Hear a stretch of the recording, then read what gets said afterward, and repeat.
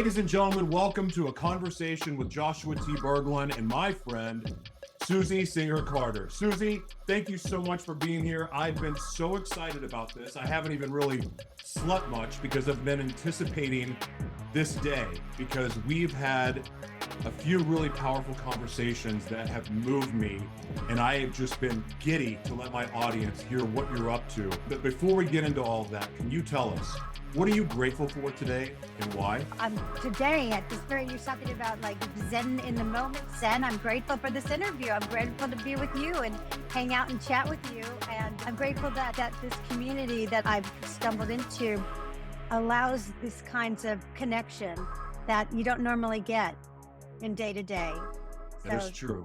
That is very true. And without technology, I would have never met your friend who introduced me to you, and then just getting to see what you're doing and what you're up to in the world. Never mind, all of your past accomplishments are so freaking amazing, and I would love to have you on to talk about that.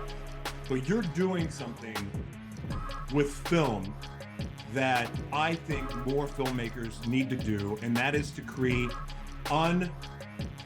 what's the word I want to, there's no agenda attached to this except for a pure heart and wanting to make a difference and wanting the right thing done. A lot of films get made and there's an agenda, there's propaganda, there's some type of underlying message where we're trying to get people to think a certain way. And what you're doing with No Country for Old Men, No Country for Old People, you're creating a social change that is all about humanity and not forgetting the people that helped get us here. Do you care to share your film right now and just talk about it, what inspired it?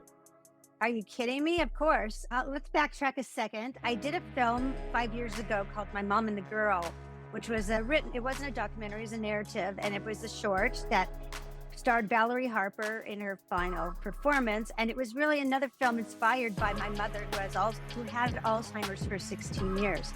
And I didn't know a thing about it. And I figured I can't be unique. There's all kinds of preconceived notions as to what dementia, Alzheimer's is. And I wanted to share the epiphanies that I learned and how I learned how to navigate with it and how my mother taught me to learn and taught me to deal with her dis-ease, and also to appreciate what was still there and what we had to enjoy with life, because life can be short, but it's also long. And this disease can be short, but it can be very long.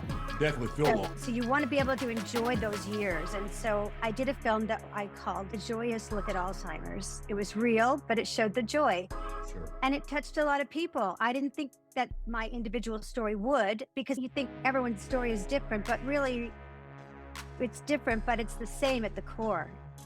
If it's authentic, it's the same at the core. And so it did indeed touch a lot of people. And we went all over the world with it. Went to Cannes, got a lot of good nods and a lot of love for it. Cut to last year, my mom during COVID, I like everyone got a real good look at what long-term care looks like, because you can be under the impression that everything is exactly how they market it, which is we're taking care of your loved one. And yeah, it's sad, and I am Pollyanna, but I'm here to tell you it's absolutely not the truth. It is the opposite, and it's a business, it's profit over people. And I saw my mother suffer for the last 6 months of her life needlessly. And I saw, once I started taking a good deep look and realizing that it isn't just my mom's story, it's really everybody's story.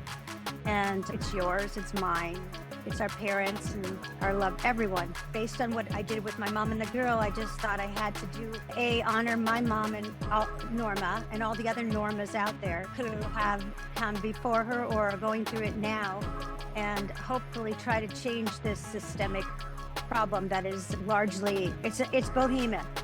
And I'm not under any grounders of delusion that I, Susie Singer Carter, is going to be single-handedly going to change this monster, but I'm sure going to beat my chest and I'm going to try to engage a lot of people with me to beat their chest and to elevate and activate this issue so that everyone knows and they're not caught off guard like me.